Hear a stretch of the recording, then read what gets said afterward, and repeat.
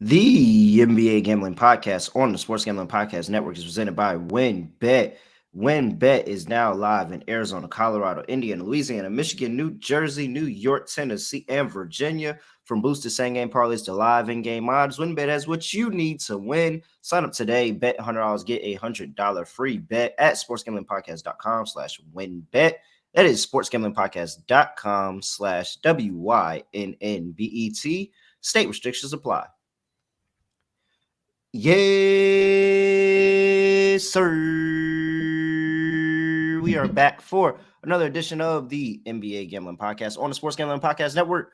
You know me, you know the voice of the guy. It's me, really real, villain real, Terrell Furman Jr. at your service.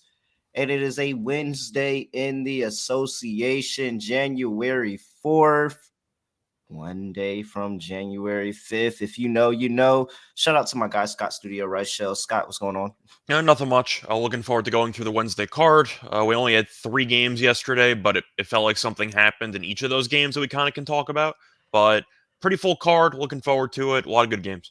Yeah, no, I mean, there was only 3 games yesterday, so we didn't have episode yesterday for reasons everybody pretty much knows right now. And so three games yesterday, we put them all on the picks page. I put my picks out on the picks page. I went 3-0 yesterday, and I mean, it was when SGA went down, I went and hammered the Thunder. That was the ultimate Boston Celtics spot, like the ultimate Celtic spot to Celtic of all Celtic spots. Like I get it the was, idea of losing, but 150? yeah.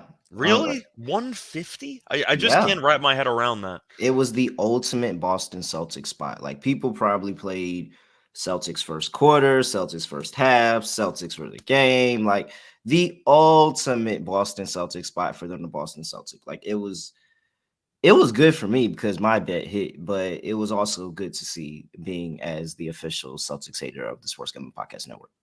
I'm just looking at the Thunder's actual stats for this game, and they had 5 separate players score 21 or more points. Yep. Somebody hit a crazy like 200 to 1 parlay on that, having all of them to score 20 plus points. So Josh Giddey, he got whatever he wanted. Like he scored on all 3 levels. He scored on the mid range. He scored at the rim. He scored from 3. Like he scored wherever. Even took a deep 3 one point in the game, like just as a heat check and cash. So Josh Giddey was doing whatever he wanted last night. Trey Mann is my official whenever SGA is out. I don't care what's going on. I don't care who they're playing. He's going to get the volume, so he's going to have the production. Trey Mann is my ultimate when SGA is out. I'm backing Trey Mann props always. I'm just distracted by Giddey putting up 25 points in 24 minutes. Yeah. They only played 24. Like it was just a murder. OKC was up 1 after a quarter, and then they outscored Boston 40-21 in the second quarter, and the game was over at that point. But yeah, it wasn't even a close game. Boston lost every quarter individually. Wire to wire win. That's crazy. Mm-hmm. And I wonder what that would have paid out. That probably would have paid out really, really nicely for OKC. And going into the late game, I mean, need I say any more? The Bucks game we don't really need to talk about because Giannis hit 55. I mean, we know Washington can't guard Well, him. I will say this because I know you and Moon. I'm pretty sure you and Moonoff are on the Jokic MVP train. Yeah. So, well, we believe it's either Jokic or Luka, but I just think that they've separated themselves at this point. I know, no disrespect to Giannis. I know how great he is, but you can make your case. Yeah, no, I'm just saying. I think Giannis has reached the LeBron pinnacle of he's just not going to get a look because he's so good. And the only way that he would get a look other than being how good he is right now is if he does something crazy spectacular that is more than what he's doing now, because he's dropping 33 and 10 a game. So he's walking into 33 and 10.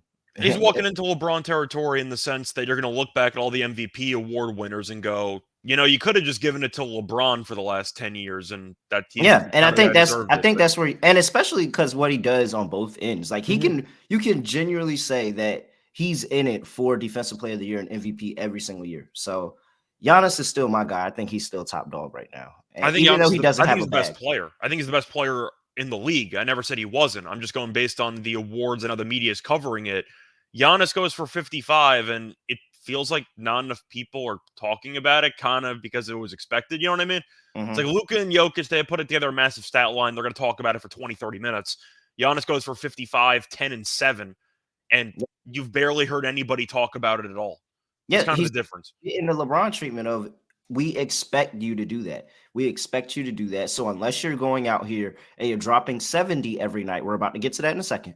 If unless you go out here and you're dropping 70 every night, we're not going to give you a look for MVP because we expect you to go in there and you're that good. We expect you to do that.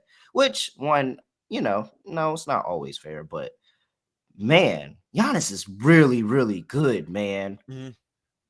All right. Over to the day before because we didn't get a chance to talk about it on the show. 71 and 10. It was 71, like 11 and 8. That's ridiculous.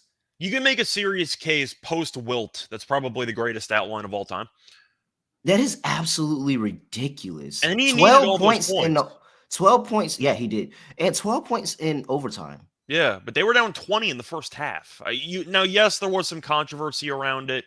Was it a lane violation on the free throw? Yes, it was. It should have been a lane Nobody violation could on no, Mitchell. I don't want to hear that because nobody ever calls lane I'm violations. just This is a saying, lane letter violation. letter of the law, that technically is a lane violation. So Yeah, there's some but whatever. But at the end of the day, you let a player score 71 points and you blew a 20-point lead.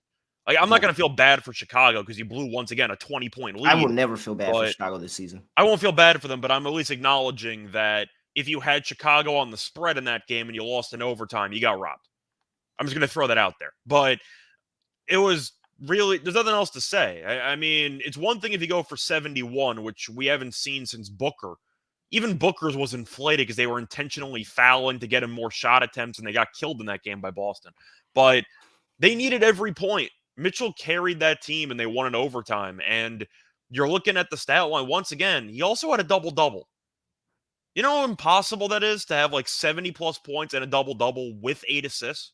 Yes. It's I we talked about Luca and his crazy 60, 20, and 10 stat line. This is just equally as crazy. Like, there's equally as crazy. And then you see his tweet where he said, yeah, definitely got drug tested by the league Mhm. office the next day. Because of course, why are we not? Did Luca get drug tested? I asked that question. He should have got drug tested. I'm He didn't assuming get he drug did, tested. but I don't know. Whatever. But that is insane. Like, actually insane. Most points since Kobe Bryant. Devin Booker had 70. He went out there and dropped 71. Shout out to you. A round of applause, Donovan Mitchell. Shout out to you. You deserve that. So Absolutely. you fast forward like 15, 20 years. There's a trivia question at a bar. Who's the single game franchise record holder for points for the Cavs? How many people do you think actually guessed Donovan Mitchell? I don't know. You got to I assume don't think so. LeBron's the auto guess from like Yeah. everybody 15, 20 years from now. But Yeah. Yeah, no, nobody's gonna. That is crazy because nobody's gonna say Donovan no, Mitchell. nobody's going to guess Mitchell. No. That's gonna be a trivia question, and it's gonna be like some younger people that's like, oh, it's got to be LeBron, it's got to be LeBron, and then I'm gonna be the old guy in the back that's like, that's Somebody's going to Donovan say Mitchell. no, and it's like I remember Kyrie, watching that game. like Kyrie, and it's like no, it's actually Donovan Mitchell. I couldn't Yeah. watch any of it. I was at the airport when that happened. Yeah, that's crazy. It's absolutely insane. All right, let's go ahead and get into the slate. We have 11 games on the slate today. Pretty large slate for a Wednesday. First game on the docket, we have the Indiana Pacers going to play the Philadelphia 76ers. 76ers are laying 8 at home. Line opened up at 7.5. Total is at 232.5. Opened up at 231.5. Injury report for these two teams. And we have for the Indiana Pacers, Chris Duarte is questionable. And for Philadelphia, nothing on the report. Pretty healthy on Philadelphia's side of the ball. You got Philly at home, but you're laying 8 against the Pacers, who are They're 8-10 straight up on the road. 3-10 straight up on the road. 8-10 straight up on the road. Oh, 8-10 straight up on the road. And where is it? 10-8. So flip that. 10-8 against the spread on the road. I see Philly's 15-5 straight up at home. I don't have the ATS They are. numbers in front of me. They are 15-5 straight up and ATS. Okay. So Last numbers as a favorite, Phillies 15-9, 17-11. So a lot of green in here in this matchup. Which side are you on though? I think that this line is a little bit large. Now, Indiana's won 4 straight. However, the caveat is they were all at home. And Indiana's been a much better home team than road team this season. Mm-hmm. Philly's been pretty good. They were a bit fortunate in the Pelicans game because Zion was 10 of 12 and then he got injured again. And now he's going to be out for probably 3 weeks, which, I mean, it sucks. I can't say that nobody saw it coming that Zion was going to get hurt again, but Philly was on the ropes in that game. And then once Zion went out, it was a wrap at that You point. remember? So, Remember the Spider-Man meme where the Spider-Men are pointing at yeah. each other? Mhm. That's AD and Zion just pointing at each other for their career with the Hornets. Well, I I lied, gotta with the actually look Pelicans. back at AD's injury history with the Pelicans or Hornets. I want to look back at it. Sorry, not the Pelicans or the yeah. But either way, the point is I want to look back on it because I'm not sure how many games he missed back when he was in his prime. No, But he was still like he still missed a good amount of games. I remember for a fact that I went on my birthday to go see LeBron versus AD, and AD didn't play. that sucks. However, LeBron and the Lakers still lost that game.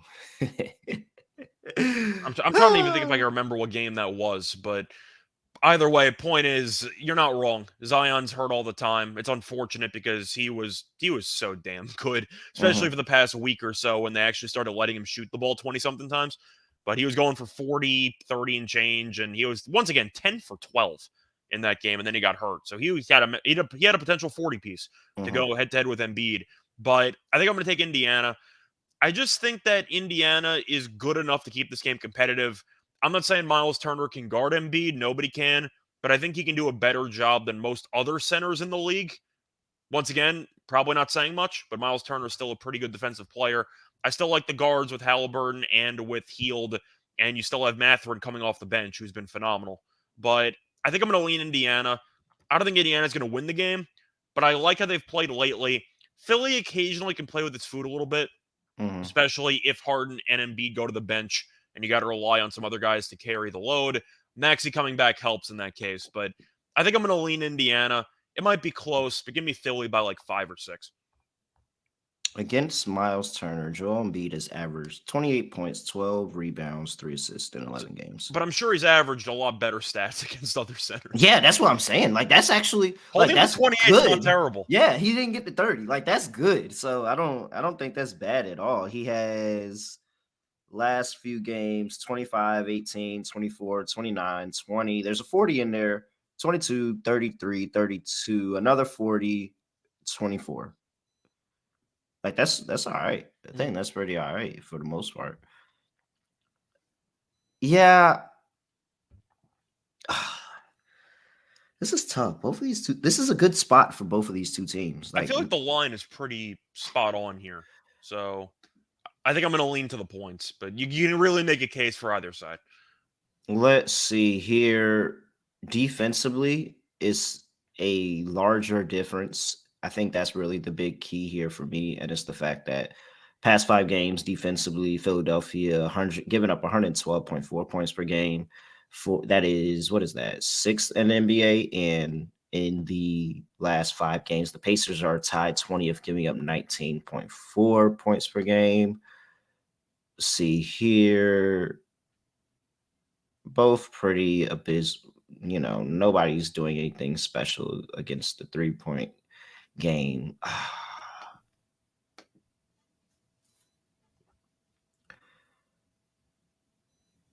I think at this point, I think this is kind of a little bit of a, and it's crazy to say, but this is kind of an even matchup. Yeah. Did you think we would be saying this in January that the Pacers and 76ers is an even matchup? No, but I think Philly's still the better team. The question is, are they worthy of winning this game basically by double digits? And I think Indiana's good enough to keep the game close. That's really what it comes down to me. Yeah, let me look at one more stat, and that is going to literally change my opinion on What what I want to do here. All right, a point of Indiana's free throw percentage in past 5 games 83.7 that's and really good. 81.1 for Philadelphia. All right, give me Philadelphia -8 because I just see the money. Everybody's betting on Indiana, so I'm going to fade the public and take Philadelphia in a game where I really think these two teams, like, they can play fast. Mm. They can actually slow things down. Indiana doesn't have an issue slowing things down as well and being able to play out the half court. And so I think that this is actually a really good matchup between two teams that match up pretty well against each other. It's just going to be who wants it more. And I'll take the home team. I know that it's laying a big number here, but I think that there's a possibility that Philadelphia can come out here and be able, just towards the end of the game, be able to pull away at home. So I'll be the person, go against where everybody else is betting on Indiana, and I will take Philadelphia -8. I'm not going to bet this game, but Oh, 100% not I'm going to bet leaning this to game. Indiana. Total sitting at 232.5. I mean, it's really who dictates pace. Does Philadelphia decide to slow things down against Indiana, or do they just get out and run with each other? I would like to think that they slow things down with James Harden and Joel Embiid, but they have had, slightly more tendency to run in certain games. They're still 25th in pace over the last 5 games. Indiana 17th in pace, so it's not like anybody's really making this a track meet.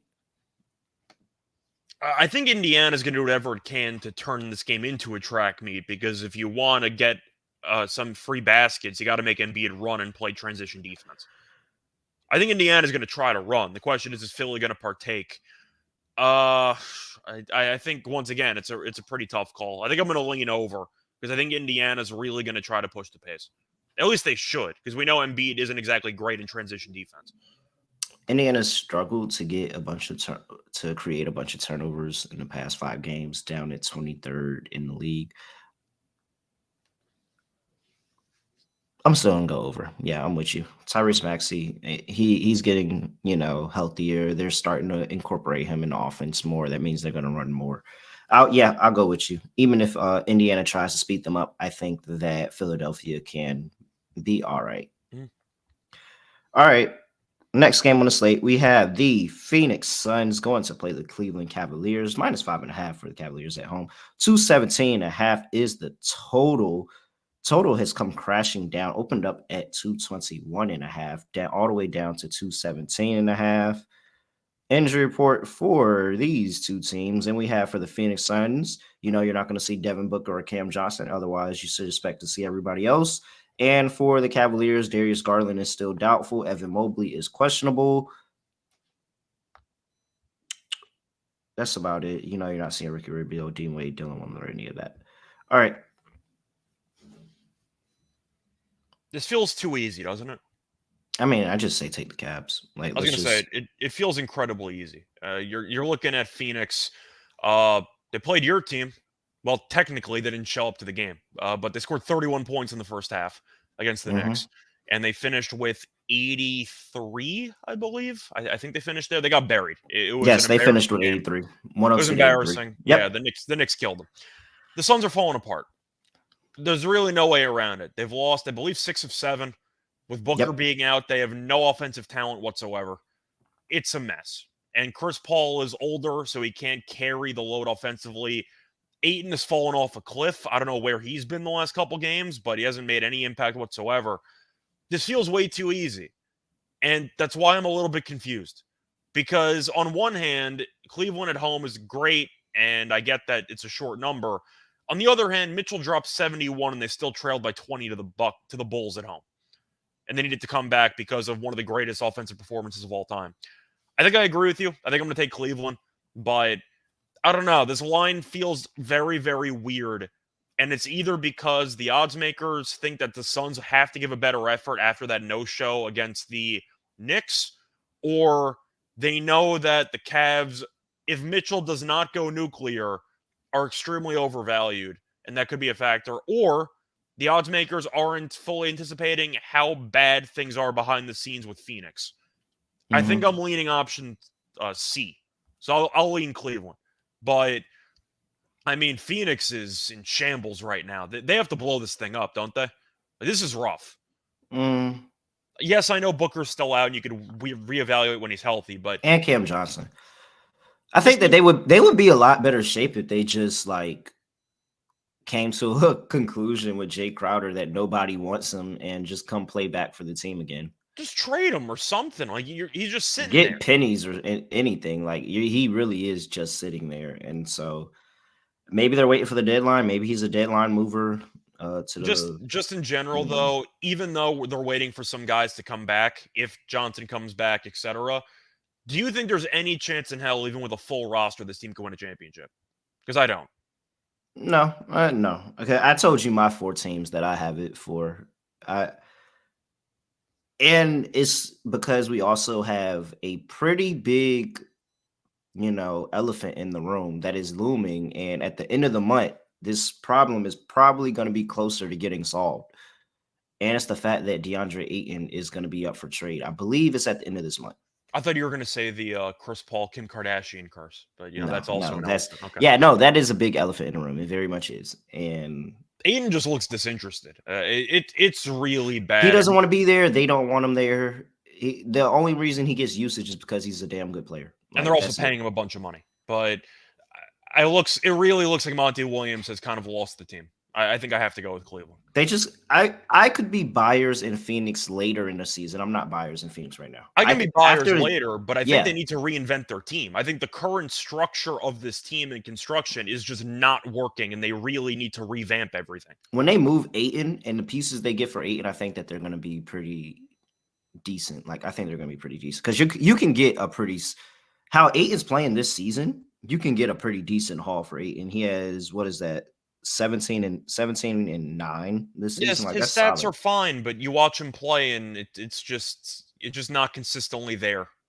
Oh yeah, no, definitely. He does not have that dog in him. He No. doesn't. He's just a very talented player, but the dog in him is not in him. Mhm. Oh, I like the under in this game too. I mean, Phoenix can't this is score. what I was going to say. Phoenix has won the last 5 against the Cavs.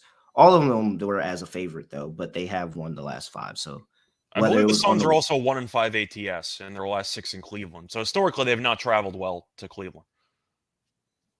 yeah, I see something. Yeah, I see the same. All right. I'm on the under. If you want to Phoenix, be contrarian and not have a reason to be contrarian, you just want to be contrarian to be contrarian, this is the game for you. I will say that. I can't logically sit here and say how the Suns get this done, but if you want to be contrarian, I'm pretty sure this is the game where you're just contrarian and the Suns come out of here and just win a game against the Cavs, who are a really good home team out of nowhere because the Cavs are dog shit tired after the battle that they had to go through last time out, where they actually had to play that entire game because again they were down 20 points in the first quarter. and Garland's out, so Mitchell's going to have an even bigger offensive load where he just Yeah, might fatigue out, and Phoenix can potentially guard him. But yeah. yeah, I that's kind of why I thought it seemed trappy, but I think I have to lean Cleveland here. But I'm going to go with the under still because Phoenix cannot score. I believe they scored less than 103 in each of the last 3 games. They just cannot put the ball in the basket. I think the Cavs should do well defensively. I think Phoenix scored less than 105 in each of the Mhm. last 3 games. And they're also on the final game of a road trip. I just think that Phoenix is going to come into this game basically dead. They're 6-13 away from home. They're a terrible road team. I'm going to take the under. I'm hoping that the front court for Cleveland can clog up the paint, and I don't think that Phoenix's guards are good enough. So I'm going to go with the under. You know what? I'm 12-4 ATS on the year thus far. So give me Phoenix plus 5.5. It feels like a trappy spot. Okay. All right.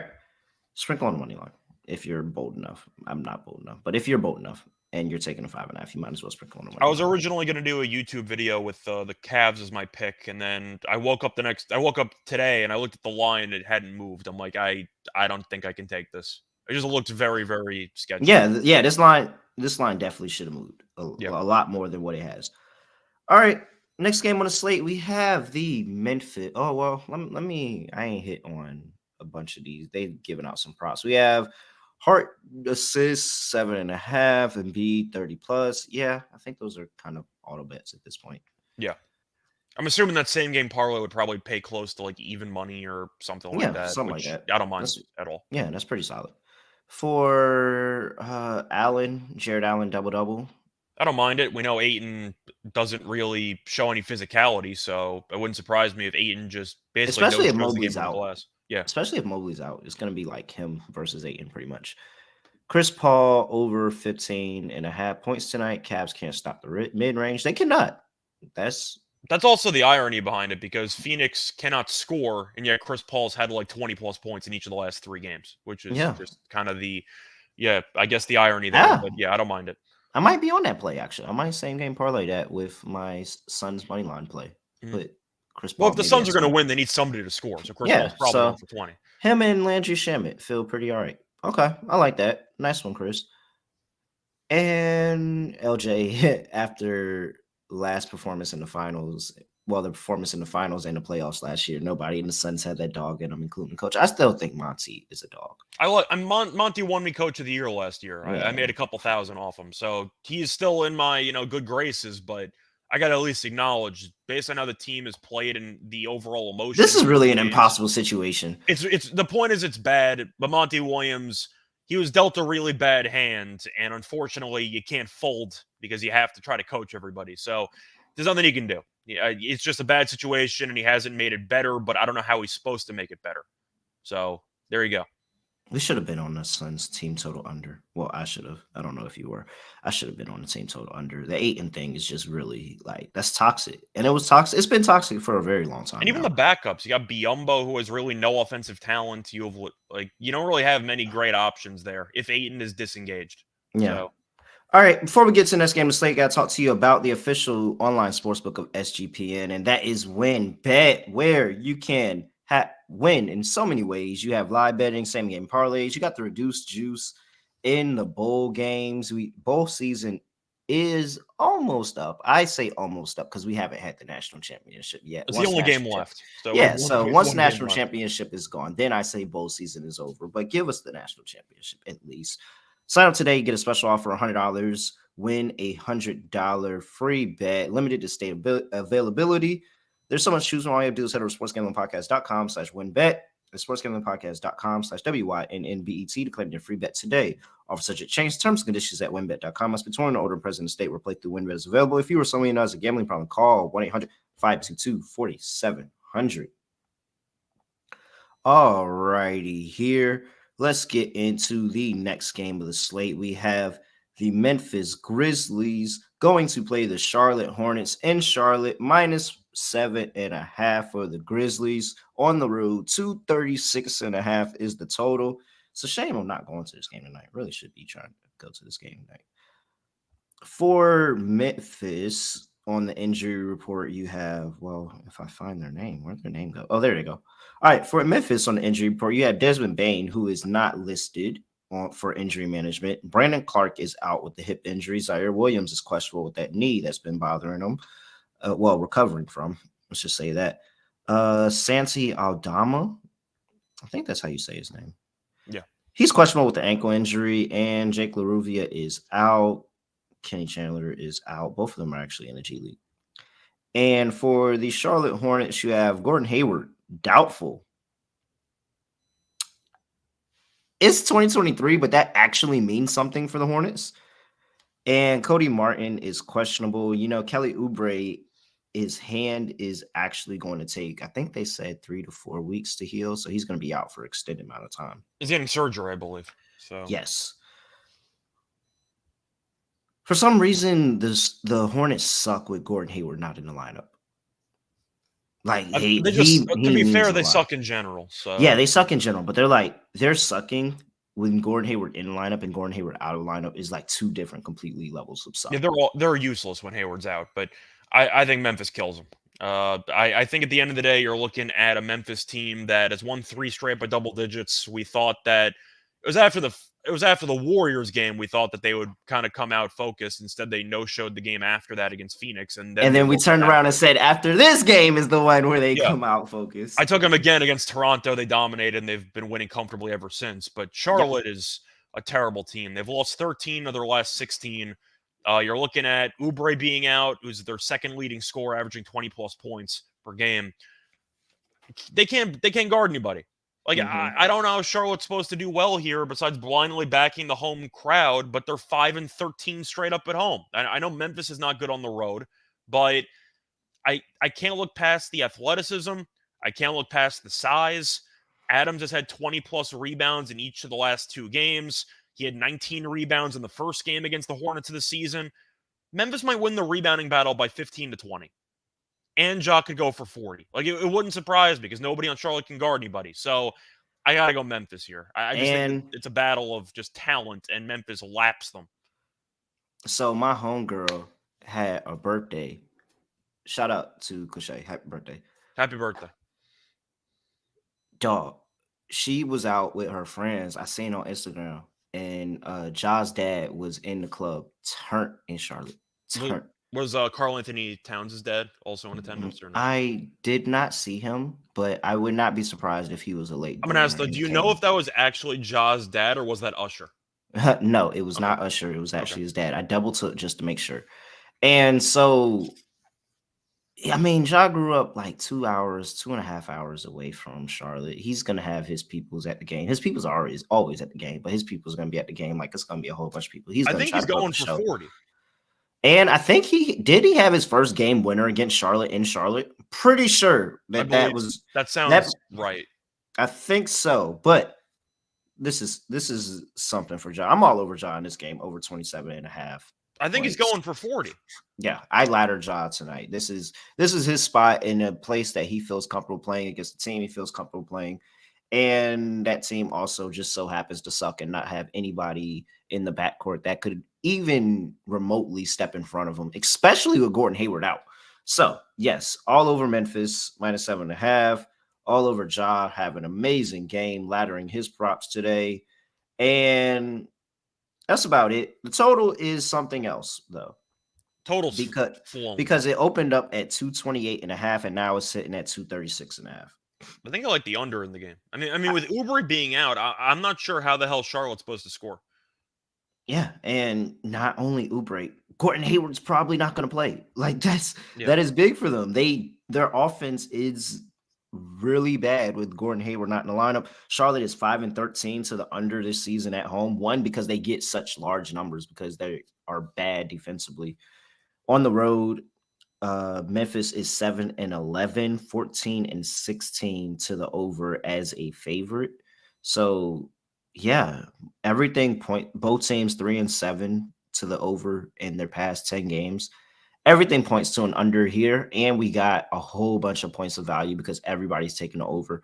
This is a knockout spot. I say we just come and take the under here, under 236.5. By the way, the one concern you might run into is with regard to the laddering for Jaws if they blow it open, which is definitely, I'd say, a worry in this game. But Ja 40 plus is 7-1. Sure. 35 plus is plus 280. I mean, we've seen crazy stat lines around the league. It's not even that far fetched. Seems like 5 players every day are dropping 40 at this point. Like 7-1 on Ja, I think is a great deal. Yep. The league is going crazy right now. And I also potentially look at Adams' rebounds. I think him and Triple J could have a double-double here. I know Adams' rebounding numbers at like 14.5, which is crazy. 20 plus in 2 straight games, and he had 19 in the first game. And in the first game against Charlotte, they won by 30. So it wasn't like the game was close either, and Adams still had 19 rebounds. I think I have to be on Adams' rebounds in this game. I mean, is it even... Why don't we just bet it up? They haven't 20. At what point does he calm down? That's my question. For rebounding? Yes. At what point does he calm down? It's all about minutes, but with Plumlee being the main center for Charlotte, you can play Adams as much as you want because Plumlee's not a threat to shoot from the outside. Like, the problem that you're going to run into is you're not going to find a rebounding prop high enough. But unless you take the alts on maybe some offshore books that have... Well, I got Sabonis, for example, at like 20 plus rebounds a couple weeks ago against the same exact Charlotte team. But I think Adams, if he plays like north of 26 minutes, 28 minutes, he should finish with at least 15 boards, probably closer to 20. So, all right. Next game on the slate, we have the Oklahoma City Thunder coming off of a molly-whopping of the Boston Celtics to play the Orlando Magic on the road in Orlando. Lane 2 is the Magic, the OKC again, back-to-back plus travel. Total is sitting at 227.5. Let's see here. Injury report for the Oklahoma City Thunder, and we have you may or may not see SGA in this game because he didn't play last time. We'll see how he's feeling today compared to yesterday. He was late scratch with an illness. And you're not going to see Pokashevsky, Robinson Earl, DeYang. You're I not mean, seeing all of them. Shea's the main one, and we don't know. Yeah. So that is a pretty big TBD. And if Shea plays, I'm letting you know I'm all over Shea today. Yeah. Day off yesterday. He's gonna absolutely ball out if he plays. So I'm all over Shea if he plays. For the wait, these are just now. How long has it been? Are they just now getting these suspensions out the way? Yeah. Well, we Oh, said last time we did the show that they yeah, had they half split them the in half, but I suspension. thought they played a game already. Oh No, my we said gosh. after that Washington game they didn't play for 5 days. Oh yeah, I forgot. We did say that. All right, so you're coming to Orlando Magic team that's coming off 4+ days rest. And this game, they're finishing out the other half of the suspensions. I completely forgot that they were taking 5 days off. Franz Wagner not playing this one for the suspension. Mo Wagner is not playing for the suspension. Kevon Harris is not playing for the suspension. Admiral Schofield is not playing for the suspension. Bobo is out because of health and safety protocols. Jalen Suggs is still injured. That's pretty much all that matters there. I'm on OKC. I mean, I understand that they played yesterday, but they were up by so much. I said Giddey only played 25 minutes. They got to rest basically the entire team for the second half because they were up by that many points. I'm on OKC. Orlando's a team that we liked, but since then they've lost 3 straight. They haven't been close in any of those games. They've lost each of their last 3 by 19 plus points. I'm on OKC. I just don't think Orlando should be favored, especially with them being shorthanded. And Wagner's one of their better players, and he's out. Franz, I'm talking about. So Yeah. I'm on OKC. I get they're on a back-to-back with travel. I can't lay 2 with Orlando shorthanded. I think that line's crazy. It's easy for me. If SGA plays, I'm on OKC. If SGA doesn't play, I'm on the Magic. I think I'm leaning OKC anyway, but I'd be, of course, more heavily on OKC if Shea played. But this Orlando team, we want to like them so much because they were we good do. for like 2 weeks. They were. They went back, and we saw they played with half the suspensions against Washington, and they got buried from start to finish.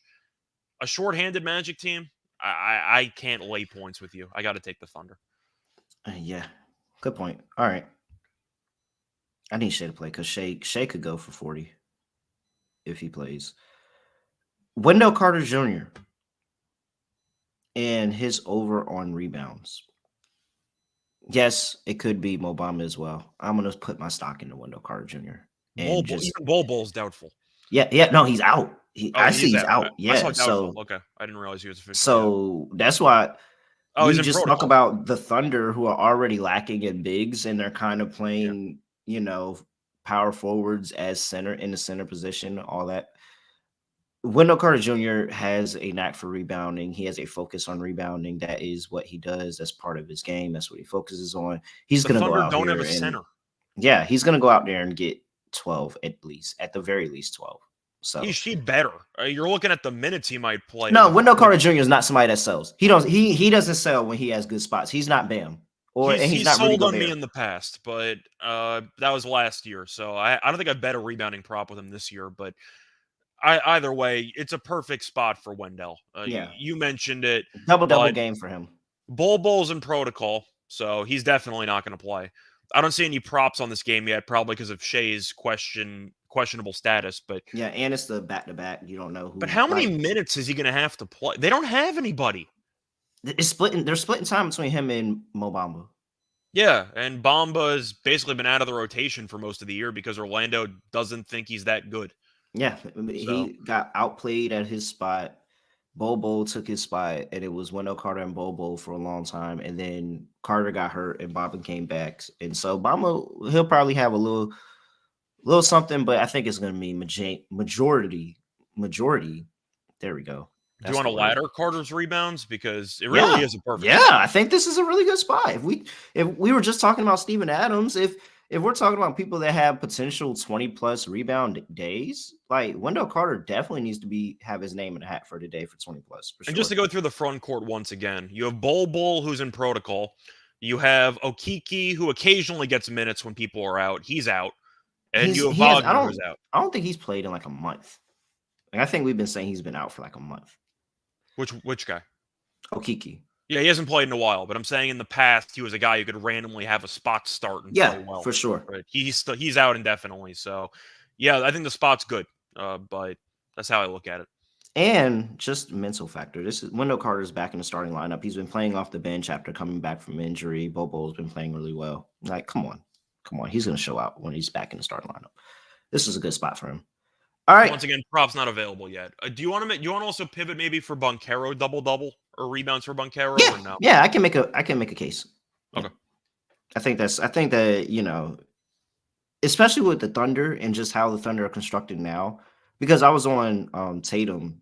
That's the reason I was on Tatum rebounds last night. I'm not sure if he got there. I didn't end up betting it, but I had to look at Tatum rebounds at one point just because the Thunder are really just trying to figure it out, rebounding the basketball. You see Giddey averages 8, 9 a game. So I think that it still is an opportunity for Banchero that, he just hanging around the rim, like just one of those guys hanging around the rim. And next thing you look, and he has 8 rebounds in the third quarter.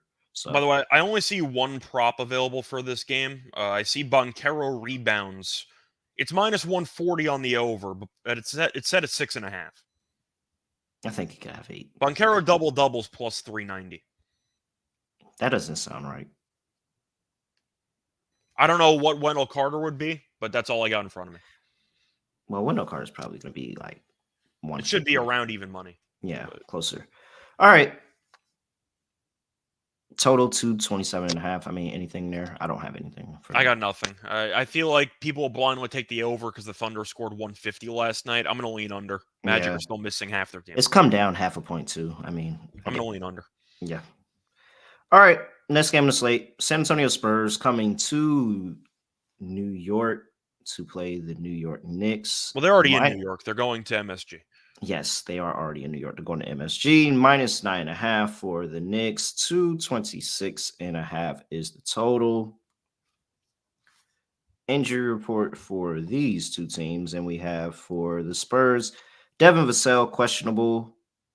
You're not going to see Bates stop. He's still out with an illness. And for the New York Knicks, Derrick Rose is questionable. Obi Toppin is doubtful, which is better than what he's been. Like, he's just been a straight out. And then RJ Barrett, is going to be missing some time with that finger injury. Toppin's going to have to make the most of his minutes when he comes back because I'm not sure he's going to be on the Knicks much longer. Yeah, pretty much. All right. Who is Jordan today? It's got to be Johnson, right? It's got to be KJ. You would think it's Johnson, but I don't know, man. That questionable tag be getting me. And Devin Vassell is my guy. That's what I'm saying. So if Vassell's out, then Keldon's got the green light of all green lights in this game. And who's been getting more looks when Vassell is out? No, not Sohan. Even though that is a good guess. Sohan has had a couple of good games. He had a couple of good games. That was a very good guess, but no. Romeo Langford. Yes, Romeo Langford. He has gotten an increase of usage with Vassell out. So I wouldn't mind looking Romeo Langford's way. But so I'm going to ask you, what exactly qualifies being Jordan for a day? Is there a certain amount of points you need?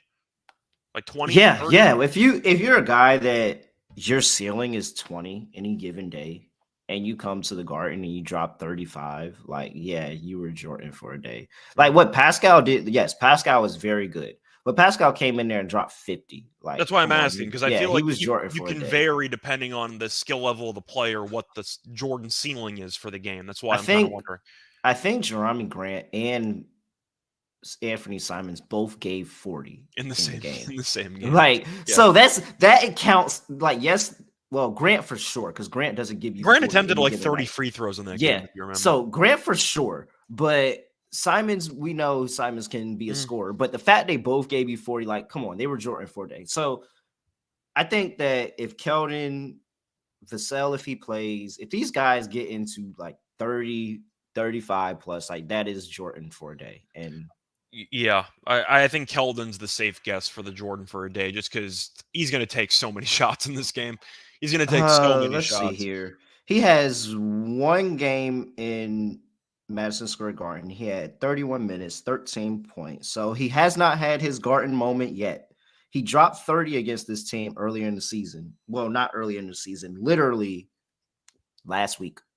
All I know is Keldon's number is 22.5. That seems very conservative. If it sells out, I'll take the over on that. 22 and a Um, half? Like that's a pretty low number for a guy who can actually get a lot of volume. yeah, no. Yeah, I think he's gonna get the over. Even if Vassell plays, he's gonna get the over. Devin Vassell also only has one game against the Knicks. Well, not one also, but he has one game against the Knicks where he played 13 minutes, 2 points, and this was last year in Madison Square Garden. So yeah, those two are Jordan for a day candidates. Are I'll you are let you you know. blindly backing Knicks first half in this game because they're the best first half team in the league? How many times do we get the Knicks laying this many points in the first half? I mean, I guess we Probably should. not often, but they don't play the Spurs every day, so that helps.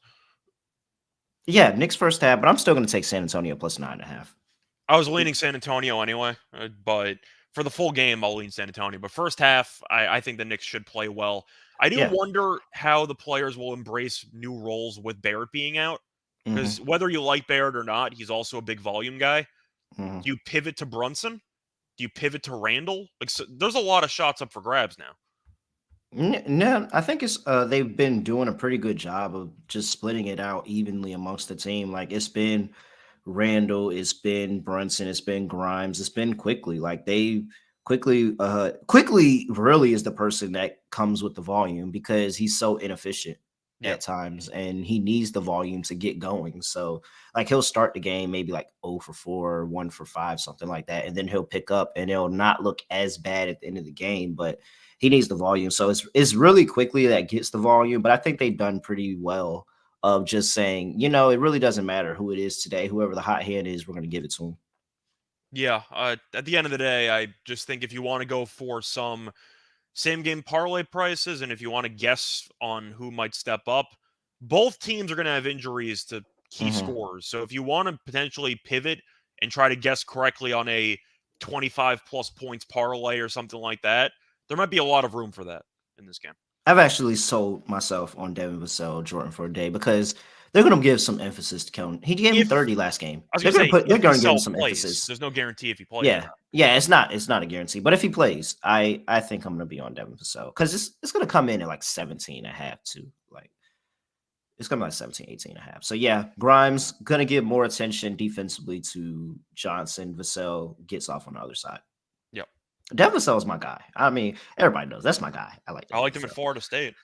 All right, 22. I can't. What in the world? Talk right. 226 and a half. Come down 2 points from 228. I'm going to lean under. Knicks have given I up think you less should still than go under. Knicks have given up less than 89 points in each of the last two games. Yeah, and Defensively, they're at home. the Knicks are a very, very streaky and average team. They will have great runs where they take the league by storm and win like 9 or 10 straight. Then they'll immediately plummet and lose 5 straight, and then they'll finally like get back on track defensively. They're in a positive swing now, so I'll lean to the under. Defensively, they seem dialed in again. Yep. All right. Next game, we have the Milwaukee Bucks going to play the Toronto Raptors. Excuse me. Raptors are now laying 5 at home. Bucks are on a back-to-back. 226 and a half is the total. It's come crashing down from 230 and a half, probably because they're anticipating outs on Milwaukee's side of the ball. George Hill's TBD with an illness. I can't really tell you too much on Milwaukee. You should probably expect to see somebody out, whether it's somebody big, like whether it's a It's going to Giannis, be whether it's Giannis. Holiday, It's going to be somebody's Giannis. going to be out. Toronto opened up as like 2 point favorites. It's four and a Yeah. half. The only reason why Toronto's ever opening up as 2 point favorites against Milwaukee is if Giannis is not playing. So it's another case of read between the lines. Injury report's going to tell you nothing based on the line movement and the amount of money that has poured in on Toronto. You know Giannis is not going to play. Yep. Like it's just going to. He had 55. He had a career high last night. He's not playing. I think they're going to bench half the team. I don't like Toronto at all this year because we had higher expectations and they've underachieved. I like him in this spot. I'm taking Toronto. Milwaukee's pretty bad on the road too. Struggled on the road. So shorthanded. Your struggles on the road, they are 5-11-1 ATS this And season Giannis on the might just be the road. tip of the iceberg. Like there's a chance Portis doesn't play. Is Lopez going to play? Is Drew going to Yep. play? I don't know. And they're 1-5 as an underdog. So this is the random BS spot where Toronto gets up against one of the best teams in their conference that's shorthanded and just dominates the game. I'm taking Toronto. Bucks are 3-0 against back-to-backs. Cameron, appreciate that stat, but I told myself that when the Bucks are underdogs, I'm gonna just fade them because it seems like the Bucks are right every time. They're 1-5 this season as underdogs. So, all right, let's see here. Barnes for over 20 points and over 7 rebounds, 6-1. Yeah, it's not bad. I think the points are giving me some pause because Milwaukee's so good at rim protection. So I'd probably want to see if Lopez or Portis or both are going to be out because Barnes, no offense to him, still not a great shooter. He's trying to Yeah. get better at it. He's still not very good at it. So I do question if Milwaukee will be able to just clog the paint enough to make Barnes' life an issue Mhm. with scoring. I'd wait for that injury report, but 6-1 is not a bad price. Let's see here. Milwaukee against the 3. 34.9% over the last 5 games, middle of the pack of the NBA. Oh, what, you're thinking of a Gary Trent play or something? Yeah, like a Anunoby. Okay. Anunoby to hit corner threes. I think what is his threes probably like 1.5, 2.5 regularly, something like that. I think Probably that's a two and pretty a half. decent. I think that's a decent look. Mm. All right, and he's going to get time just being the best defender on Yep. the team. All right, next game on this. Oh well, 226.5. I mean, I say go over just because everybody's taking under. I really don't care about this total, but if I had to play it, I would just play the over because everybody's taking under. I think I'm going to lean under, just based on the premise that Milwaukee might bench any players worth a damn in this game. That's kind of the only logic I have. Yeah, I don't care about this total. I'm not gonna lie to you. I don't really care much about the game, to be honest, but I'll lean Toronto, assuming Milwaukee's going to bench half the team. Yep.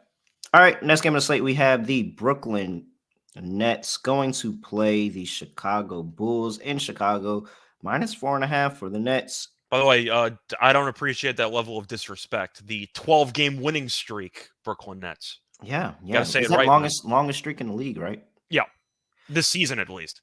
Yeah, all right, there you go. So 12-game winning streak, Brooklyn Nets laying 4.5 versus the Chicago Bulls. 235.5 is the total injury report between these two teams. And you have Royce O'Neal, who is probable with illness, Markieff Morris, who is probable with an illness. And for the Chicago Bulls, Andre Drummond's probable with the shoulder. Javonte Green and Tony Bradley are both out. I mean, do you have this line has come down half a point? It's extremely trappy for a line, but my question for you is Chicago blew a 20-point lead, gave up 71 points to one player. Do you think that lingers? Because I think it has to, doesn't it? I mean, the only reason you could talk me into a get out spot for the Bulls in this one is because the last 2 games were against the Cap, and they were both. You could sit here and say that you were really, really disappointed with how you played in both games because the first game you were getting smoked at home, and then you fought back and battled in that game and still lost a close game. Then the next game you go up 20 in the second quarter and then end up going to overtime and giving up 71, 11, and 8 to a player. You got to think that, holy crap, we just got our ass kicked by the same team twice. Let's go out here and try to have a good showing at home. But I can't get in front of this Brooklyn Nets team right now. I really can't. Now, I will admit the Nets' recent performances, they have faced some weaker competition. They did beat Cleveland on the road, beat Milwaukee. Milwaukee was missing a couple players. I know that Giannis and Holiday played. I don't think they played well, but the Nets dominated. But I think I got to go with the Nets. Milwaukee definitely is. I think that was the win that really kind of made it known to me that this Nets team with Jock Vaughn leading the way is just different. Mm-hmm. As simple as that sounds, they came out and they smacked the Milwaukee team that's really owned them historically, and they've been dominating since. I'm gonna go with the Nets here. The Bulls. I know they've played better, which is true. You're looking at DeRozan who can go for 40. I'm still not sold on Levine this year. I don't think his leg is healed properly based on how he's played. He just doesn't look like the same guy. And Mhm. Vucevic is always a box of chocolates. I mean, you just don't know what you're going to get from him. But I'm going to go with the Nets. I Yeah. just think they're the better team. Yeah. And the chemistry's on point. Like the rotations are good. Kyrie's focused. Kyrie had a tip slam. When has I'm that trying to ever think. happened? I'm trying to think if I even agree that I think the Bulls have been playing better recently. Like, do I even really agree with those sentiments? I mean, you have a good game against the Bucks, but like, you should really want to get up against that game against the Bucks. They normally Yeah, they, kill you in they the should have regular arguably season. won Like, both games against Cleveland, so you have a case there. But Cleveland was struggling beforehand anyway. I just don't like this Bulls team. I've said weeks ago they should blow it up. Like, I don't think this team's that good. I think that they're tainted by the fact that their best player, well, not their best player, but their best offense. Well, I don't know how I want to hype up Lonzo to make it seem like he's really the Their glue best that makes this whole facilitator team. Yeah, like their floor general, their yeah, facilitator, their best defender for sure. or Caruso, but the point is he's a good defensive player. Yeah, I think Lonzo's better than Caruso. Yeah, that's fair. Uh, they should really get up for this game, but I'm not gonna be the one. Yeah, I'll keep it with Brooklyn -4.5. Every time I get behind this Bulls team, they instantly make me regret it. I'm just not gonna do it. Yeah. All right, 235.5. Mine hasn't moved at all. Total hasn't moved at all. I think I'm going to lean under just because the Bulls don't play up tempo and the Nets can, but they don't need to. I think the pace is just a little bit too slow for 235.5. Let's see here. Last 5 game, Brooklyn is 21st. Chicago is 23rd in terms of pace. That's what Yeah. I'm saying. Like, that's pretty slow for a total in the mid 230s. Hmm. Because my issue here is that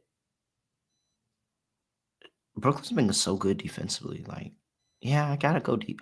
I gotta go under. I wanted to go contrarian and go on over because everybody's on under, but this is really high. I think it's high. Yeah, let's go under. All right. Next game on the slate, we have the Houston Rockets traveling to New Orleans, play New Orleans Pelicans. Pelicans are still laying 7. 229.5 is the total injury report for those two teams. And we have for whenever I find them on this list of teams. There we go. Rockets are fully healthy. Jashawn Tate's the only person you're still not seeing. And for the Pelicans, they are not fully healthy because Brandon Ingram is still out, as you already know. Zion Williamson got hurt last game. He's going to be missing some weeks with the hamstring. And Larry Nance is still out. Larry Nance Jr. is still out. New Orleans is really, really good at home, and they have done well in step up spots where they need help from the supporting cast. Yeah. I don't think I can lay 7 here. I know Houston's awful, especially on the road. I think out of principle, I got to take the points, don't I? You have a healthy team against an injured team, and you're getting 7. I think that's why they're trying to get us. I think it could, but I just can't bring myself to the window with a Pelicans ticket missing that many guys. I just don't think I can do it.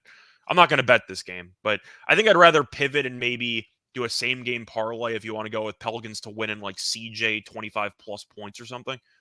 Because somebody's going to have to score for this team. Oh, man, this is giving me a headache.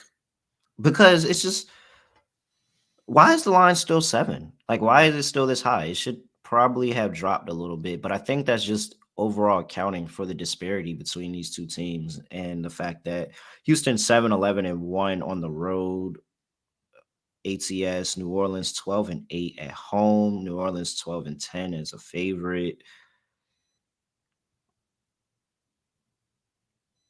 Yeah, I'm gonna just sit here and say that the CJ McCollum still has a really good game. His usage has been crazy when Zion and BI was out. Remember, he had that stretch where he was just killing people. He's gonna facilitate the offense. I'm on it over his assist again. He probably gets a double-double in this game.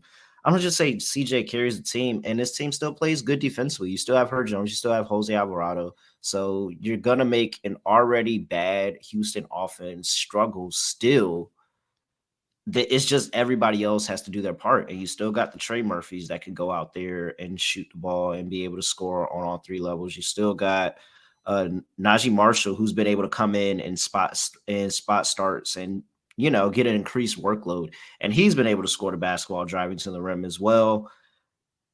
Houston sucks, and so I know it's ugly and it's a lot, but I'm still gonna lay it. Give me -7 with the Pelicans. Yeah, I'm not going to bet it, but I'll lean Houston. And I'm going to lean under in this game. Yeah, I'm on under too. All right. Next game of the slate. Yes. The Portland Trailblazers are on the road going to play the Minnesota Timberwolves. Portland's laying 1.5. 234.5 is the total injury report for these two teams. And we have for Portland, Nurk is probable. Gary Payton II is questionable. How are you questionable? You played one game. Hey, man. It says here ankle. I didn't get to catch his comeback game. I got to watch that before. I'm just saying, you played one game. I mean, hey, man. Injury management. You played 13 minutes. Injury management. Injury management for 13 working minutes. them back slowly. We need them for the long haul, not the short haul. I don't know. I can't speak for it at all. What you do, Gary Payton II. I'm just saying, you play one game this season, 13 minutes. Like, come on. D'Angelo Russell's not on an injury report with an illness. Naz Reid is questionable. Taurean Prince is questionable. Haven't heard his name actually on anything other than injured. McLaughlin and Cat both still out. That Naz Reid injury is a big deal. Yeah. He's been really good for that team. Yeah, he has. Because Rudy Gobert has sucked. Yes, he has. A lot of money coming in on Portland. I know Portland was incredible amount of money. They moved the line from -1 to -1 Minnesota to 1.5 for Portland. Like there's so much money that's on Portland, and I mean, are you going contrarian because it's a villain move? Gobert's playing. I was gonna say they won the last one. Do we want to say 2 in a row? Like, are we really backing 2 in a row with Gobert in the lineup? Nah, I think that's too much to ask for. But I know you're the villain here, so it would if you had gave me 10, move for you if you had gave me 10, Gobert. If you gave me 10 with Gobert in the lineup, then I would call that a villain move. This isn't even worth it. I'm getting even money. This isn't even worth it. I'd rather take Portland than be wrong. So yeah, Portland -1.5. Come on. I'm taking Portland. Portland's 2-0 against this team. Both games were at home, but if you remember, Lillard went nuclear in each of those 2 games. Yep. They can't guard him. And Nurkic is a big body. You could definitely battle on the glass with Gobert. I'm on Portland. I think Portland wins this game pretty comfortably. All right. 234.5 under. I actually don't know what to think for this total. Gobert messed it up under. Okay, sure. They're going to play slower. Minnesota's been like, maybe. You know what? Have they changed recently? But Minnesota's been an under team for the majority of the season. No, I'm going to lean over, actually. First 2 meetings this season got into the 240s. I think this number is a bit too short. As a favorite, Portland's 9-7 to the over, 11-8 as an underdog for Minnesota, and Minnesota's 6-4 last 10. So let's go on your way. Okay, I'm going to lean over anyway. When you have 2 meetings that got into the 240s, and Lillard got pulled in one of those games because they were up by a bunch of points, I just think this number's too short. Yeah, but like it opened up at 229. Why would you open it up at 229? If they came in, like if they opened it up at 234, then I'd be like, oh, okay, they accounted for it, but they didn't go high enough, and I'd be with you. But why'd you open it up at 229, knowing how these games played out last time? Based on how the line is moved, the odds makers fell asleep at the wheel because it's gone up 5 points. Yeah, I think they're baiting, and they're just like, all right, we're gonna keep moving it up, and people's gonna keep. Yeah, give me under. I'm on under in that one. I like Portland team total over. Yeah, I agree with that. Minnesota just doesn't do their part of scoring. Okay. Miami Heat are they're not traveling. They're already in LA. Playing the Los Angeles Lakers, -6.5 for the Heat on the road. 229.5 is the total. It was like 3 last night. Or like 3.5. Well, LeBron's questionable, but based on the line movement, I got to assume he's not playing. Yeah, you would think. That's what I was just about to get to. It's moved like 4 points. Like 3-4 points. That's pretty telling to me. I think LeBron's out. LeBron questionable. Russell Westbrook probable. Lonnie Walker's questionable. Lonnie Walker be questionable with like different things every night. You see Westbrook's stat line last game, by the way, against the Uh, Hornets that I Nah, I don't think missed it. anybody talked about. So LeBron had his 45 whatever game. Like he Yeah, was that's not what I was playing. focused on. I gave out the over on the propcast. Westbrook played 11 minutes. He scored 2 points. He was 1 for 8 from the floor. Yeah, Now he sounds left like early him. with a leg injury, but he was one. He attempted 8 shots in 11 minutes. Yeah, well, damn, that's a lot in In that a amount game of where time. LeBron scored 45, he attempted 8 shots in 11 minutes. Yeah, but Westbrook's supposed to play in this game. He Are you doesn't read the pivot? room. I was gonna say, are you pivoting maybe to Westbrook triple double if LeBron's out, or not even gonna bother? No, I'm pivoting to Westbrook triple though because Miami is like go and just search any metric. Miami sucks as a favorite. Yeah, They are they're bad. not a team you want to back as a favorite. They suck as a favorite. And at home is a lot worse than on the road, which is really crazy. But at home is a lot worse than on the road. But I'm not taking Miami as a favorite. And these teams just played like a week ago. So Caleb Martin probable, Gabe Vincent probable, Duncan Robinson questionable, Dwayne Dedman questionable, Donis Haslam questionable. Yeah, that's about it. I'm not doing it. Lakers somehow, some way, find a way to make it close. I'll take plus 6.5 with the Lakers. 229.5 is the total. I'm gonna lean under. You get a better number because it went up 5 points. I don't understand how Miami's gone up as a favorite by roughly 3.5, and the total's gone up. Like I don't think LeBron's gonna play. I guess So LeBron's defensive effort means a lot to this game, I and don't think now they're going to LeBron's get. tried to play consistent defense in like 5 years. Yeah, so when you have a former all defensive player and he's not in the game, I guess you got to move the line. I don't know. Give me under 229.5. That's actually pretty clear and obvious to me. I'm gonna focus on props here. I see Thomas Bryant double double at like 2-1. Okay. I have to like that prop. Adebayo's around even. I don't mind that either. Fuck them. Uh, he's done better lately, but Yeah, he probably has. probably I because you're bet not you. backing him. I bet you as soon as I back him, he folds. So I'm Could not be. going to do it. You're welcome, everybody. Like there's certain plays that I don't back just so everybody else can win. When we talk about college Yeah. football, I mean college basketball, I have not bet Shaka Smart all season because of this. And the one time I did bet them, they lost It was a and nice didn't win cover. last night. I know St. John's was a bit shorthanded, It's so they because I couldn't do didn't a bet great bit. them. It's because I didn't But bet them. Like it, you can't bet your idols. I'm gonna get that on a shirt, and that's gonna be like my shirt to like put out everywhere. that's a hell You of a slope. cannot. You can't bet your idols. You cannot. You can't I agree because with Chris whenever you on do, I agree with Chris's point in the comment section about Butler over 20.5 points. With LeBron being out, probably, if I had to read between the lines on the line movement, it really does feel like a nice Butler game, doesn't it? yeah, it does.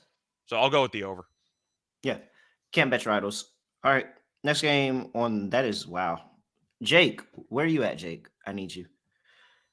Detroit is going to Golden State. Pistons are catching 6.5 against the Warriors. Line's come down. I believe it opened at 7.5. Really? Yeah, I think it Oh, would okay. open up at 7.5 or 7, and now it's down to 6.5. Okay, interesting. They're missing a Two bunch of people in the supporting cast, so maybe that's why. But 232 is the total. Let's see here for Golden State.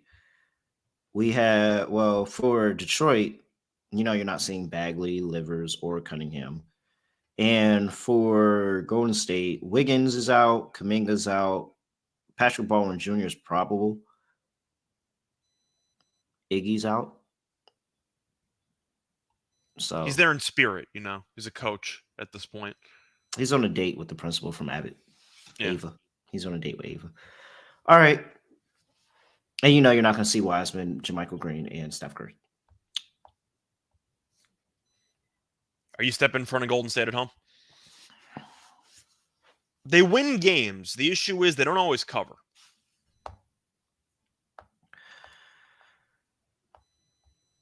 I think I'm just going to take Golden State. But the only one they didn't cover was against Charlotte. yeah, Golden State has some. I don't even know what to call. They were a some, dog in most of those, though. I was just gonna say, Golden State is some I don't know what to call it, like voodoo magic at home. Like I don't know what to call it. They just win every home game.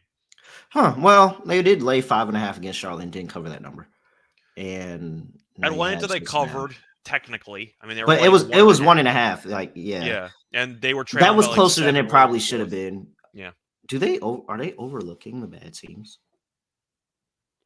Because as a dog, they were fine. But what's as a favorite? OKC's 11-12 I in just the don't know season. how Detroit's going to get any stops in this game. Like What's you're Golden you're State as looking a at home their favorite? numbers on the road here. I'm going to read off the points allowed by Detroit in their Okay. last X amount of road games. So, the first game or most recent game on the road, they played Portland. They gave up 135. Played against Minnesota, gave up 104. Shout out to Gobert. Gave Yeah. up 132 to the Bulls. Gave up 130 to the Hawks. They've given up at least 130 points in 3 of their last 4 road games. Like they can't stop anybody. I just think, and Golden State lost to this team earlier this year, randomly in Detroit. Mhm. They got buried in that game actually, so you can argue that Golden State might be out for revenge, so to speak. But I think I like the over for Golden State team total, but I got to go with Golden. This team just wins every home game. Like I don't, I can't go against it. Yeah. Yeah. We can't. It's all right. Yeah. Latest 6.5. Yeah, It's it's close because Detroit does like they're young and they get up for games I and would make look these at plays. Isaiah Stewart props or Duran props because with Bagley being out now for a while, there's even more minutes to go around for that front court. I think if Munaf was here, he would definitely bank the drum on Duran. Yeah, there's no I reason think, not to. Guy's a really good rebounder. yeah, and he's been doing it like consistently. I So liked him at Memphis. I thought he'd be a good pro. I didn't think he'd be this good on the glass this quickly, but he's a good player. yeah, because that center position normally takes a little bit of time. He's Yeah, really got it. So he could be really, really good in the future. Like really, really good. All right. I'm on over too. same. Okay. Atlanta is going to play the Sacramento Kings and it's in Sacramento, -1.5 for the Kings. 245 is the total. All right. Injury report here. And for Atlanta, we have Clint Capella's already been ruled out. That's about it. Is it Sabonis rebound time? Yeah. Yeah. It's a back to back, but There's no injury report for Sacramento, by the way. well, Yeah. there's no injury report because they played yesterday, so I'm not sure how. Oh, That's yeah. going They to did work play out. yesterday. Forgot. Yeah. No. Sabonis rebound time. Atlanta on the road. It's pretty Atlanta in system plays general, here. Atlanta sucks, and we've been calling them out for weeks, or I have. They Yeah, we should have have. beaten We Golden have. State. I mean, the Nets they had a shot at. I know Trae Young didn't play in that game, and they had a nice effort without him.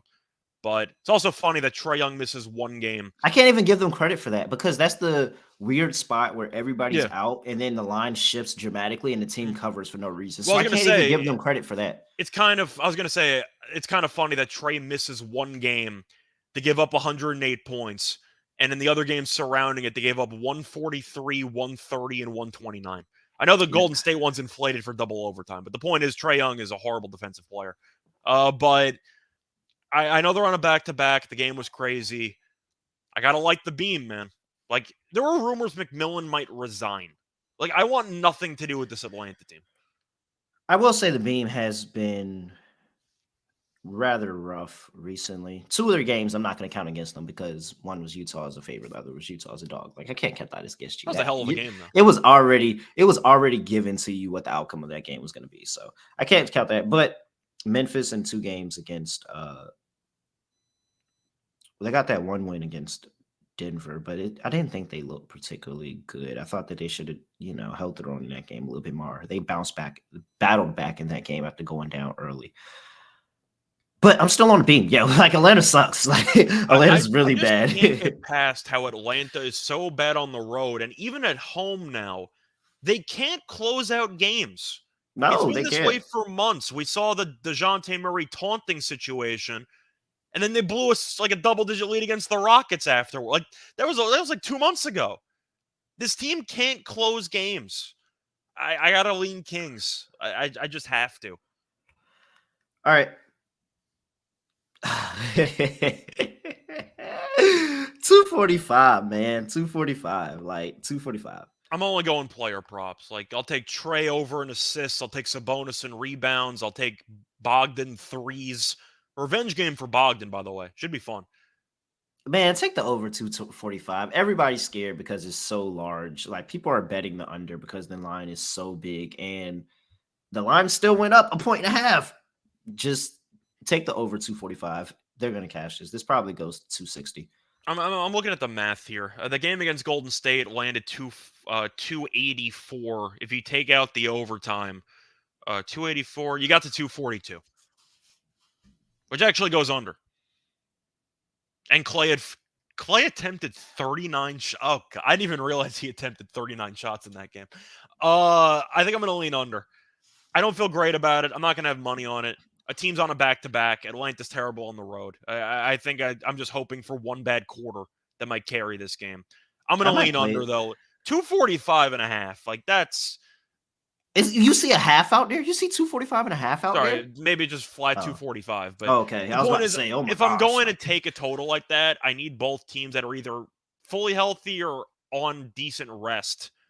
I don't think I can take a back-to-back team on principle on the over that high. If it goes over, it wouldn't surprise me. I'm not going to bet it. I'll lean under. It's Atlanta. Give me the over. Okay. All right. Before we get into Lock and Dog, got to talk to you about Underdog Fantasy, because not only do they Underdog give me my injury report, but you can go on the app and play their weekly battle royale games. You can draft your best ball team. You can draft your best ball team for NFL in the playoffs by stock in Daniel Jones now, people, because the Giants are about to go on a playoff run that hasn't been seen since 2007. Trying to let you know. All right. Ton of daily games for the NBA and NHL. All you have to do is go to underdogfantasy.com. And if you're a new customer, if you sign up and use promo code SGPN, you'll get a 100% deposit match up to $100. That is underdogfantasy.com. Promo code SGPN. All right, Scott, let's close this out strong here. Lock and dog time for my lock.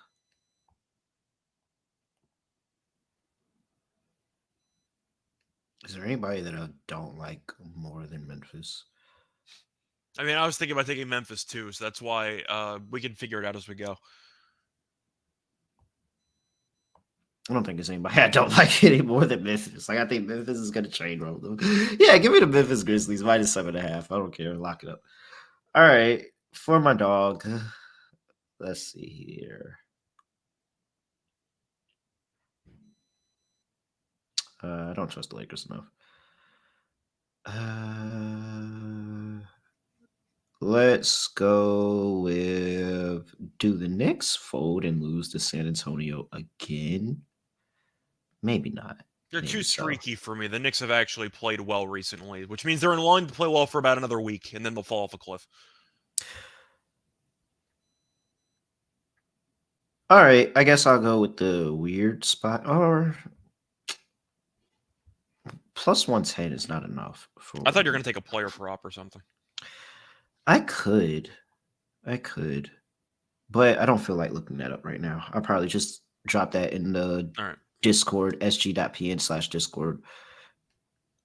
Let's go with, well, what did we talk about? What is something plus? We talked about the Thunder, but you said you wanted to wait to see if Shea's going to play, but technically they're plus 106 or so. Yeah, that's you have Phoenix small for the ultimate contrarian play of the night. Yeah, that's where I'm leaning. Phoenix is number one right now. I'm trying to think of, there's plenty. And you have the Lakers because you hate Miami on the road. Yeah, but I don't trust the Lakers enough. Oh, but we could do Lakers first half. Well, no, because I would feel better if Bron was playing. Take Lakers first half. I'm not gonna lie. Unless you want to take an alt spread on Portland. Ooh, you're dangerous, Scott. Just saying, it's 1.5. So if you want to go with an alt spread, that's not a bad one. That would be a fun look. Let's just go with Phoenix. Phoenix is, why is this only 5.5? Like, this should be 7-8 at this point. Like, it really should be a lot more. No Booker. It should be a lot more. And because it's not, it's red flags everywhere. All right, give me Phoenix ultimate contrarian spot plus 170. It's pretty solid. Go ahead, sir. All right. So for me, my lock is going to be the same as yours. We're going to double lock Memphis -7.5. Hayward being out is really the cherry on top, but I think Memphis is going to bury this team. But looking at once again, the last time I said that, by the way, I said they would beat Phoenix comfortably, and Phoenix got revenge and they beat him by like 15. So Yeah. be careful, but I do think that Memphis should, keyword should, dominate this game from start to finish. And for my dog, I really thought about, you know what? I'm going to do it. I'm going to take 2 plays from the same game. Give me So Joff. I was thinking of doing Yeah. that. I didn't want to do it. I was thinking of doing that. We almost had the same lock and dog. That's crazy. I was really like very close to just taking Ja.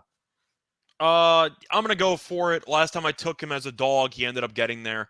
I'm gonna go with Ja 35 plus points at plus 290. I co-sign all the way. All the way. 40 is up to plus 750, by the way.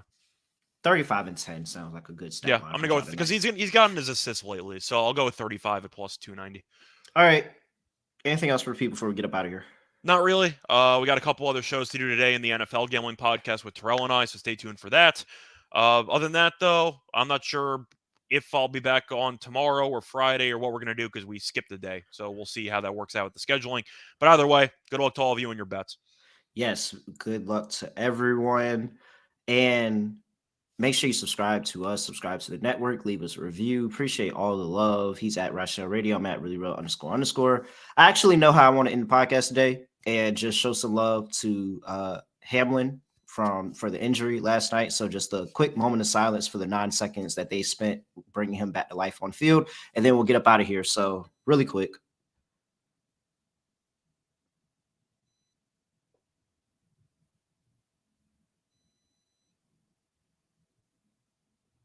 And we are out of here.